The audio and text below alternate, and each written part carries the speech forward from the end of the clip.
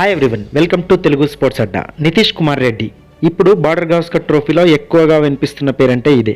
కుర్రాడు కేవలం 21 years of age. అందులోనూ ఆస్ట్రేలియాపై టెస్ట్ క్రికెట్లో డెబ్యూ చేసే అవకాశం. అయినా సరే ఎక్కడా తడబడింది లేదు. ఆడిన ఫస్ట్ ఇన్నింగ్స్లోనే టీమిండియా తరపున ఆ ఇన్నింగ్స్లో హైయెస్ట్ స్కోరర్గా నిలిచాడు. మొదటి 3 టెస్టులలో 41, 38 నాట్అవుట్, 42, 16 రన్స్ చేస్తే కుర్రాడిలో ఏదో ఫైర్ ఉందని అనుకున్నారు.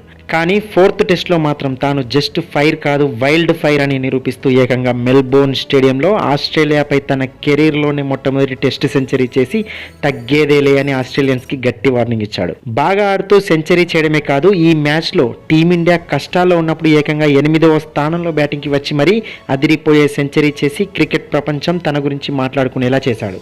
అందులోనూ తన ఈ సెంచరీకి ముందు స్టేడియంలో ఒక అద్భుతమైన వాతావరణం నెలకొనుంది. నితీష్ కుమార్ రెడ్డి 97 పరుగుల వద్ద ఉండగా టీమిండియా 8th వికెట్ కోల్పోయింది. ఇక సెంచరీకి కేవలం 1 పరుగు దూరంలో ఉండగా బుమ్రా అవుట్ అవడంతో 9వ వికెట్ కూడా కోల్పోయింది. ఇక మిగిలింది ఒకే వికెట్, అది కూడా సిరాజ్ బ్యాటింగ్. అతడు ఆ ఓవర్ అవుట్ అవ్వకుండా ఉంటేనే నితీష్కి నెక్స్ట్ ఓవర్లో సెంచరీ చేసే అవకాశం.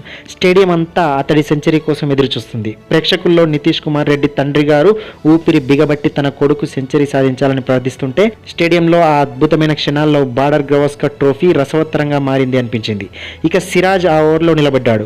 ఇక ఆ నెక్స్ట్ ఓవర్లో స్కాట్ బోలాండ్ బౌలింగ్లో మిడాన్ మీదుగా బౌండరీ బాది తన కెరీర్లో అద్భుతమైన మొట్టమొదటి టెస్ట్ సెంచరీ సాధించాడు నితీష్ కుమార్ రెడ్డి. స్టేడియం అంతా చప్పట్లతో మారుమోగింది. నితీష్ తనదైన స్టైల్లో సెంచరీని సెలబ్రేట్ చేసుకుంటే ప్రేక్షకుల్లో ఉన్న తన తండ్రి ఆనంద బాష్పాలతో ఉప్పొంగిపోయాడు. అప్పుడు స్టేడియంలో ఆ వైబే వేరుగా ఉంది. తన తండ్రి నితీష్ కోసం తన కెరియర్నే వదిలేశాడు. 25 ఏళ్ల తన ప్రొఫెషనల్ కెరియర్ని వదులుకొని కొడుకు నితీష్ కోసం అహర్నిశలు కష్టపడ్డాడు. నితీష్కి మంచి ట్రైనింగ్ ఇప్పించడం, ప్రాక్టీస్ కోసం, మ్యాచెస్ కోసం నితీష్ని తీసుకురావడం, తన స్తోమతకి మించి కొడుకు కోసం అప్పులు చేసి మరీ ఈ స్థాయికి తీసుకొస్తే నితీష్ కూడా ఈ అద్భుతమైన సెంచరీతో తన తండ్రి కష్టానికి ఒక సార్థకత తీసుకొచ్చాడు.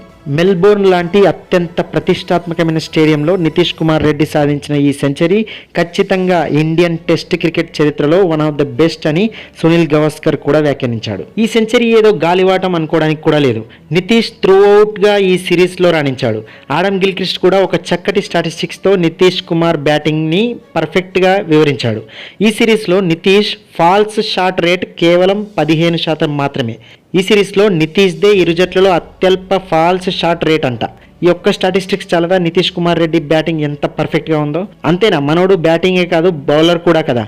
సో ఒక పర్ఫెక్ట్ బ్యాటింగ్ ఆల్రౌండర్ మన టీమిండియాకి ఈ సిరీస్తో దొరికినట్టయింది.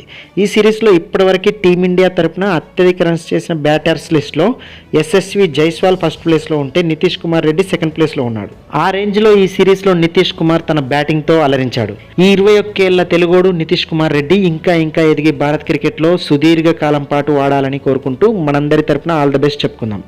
I hope you like this video. ఈ వీడియో నచ్చితే తప్పకుండా లైక్ చేయండి, మీ ఫ్రెండ్స్కి, క్రికెట్ ఫ్యాన్స్కి షేర్ చేయండి. అలాగే మన తెలుగు స్పోర్ట్స్ అడ్డా ఛానల్ని సబ్స్క్రైబ్ చేసుకోవడం మాత్రం అస్సలు మర్చిపోవద్దు. పక్కనే ఉన్న నోటిఫికేషన్ బెల్ ఐకాన్ని కూడా యాక్టివేట్ చేసుకోండి. Thank you so much for watching. జై హింద్.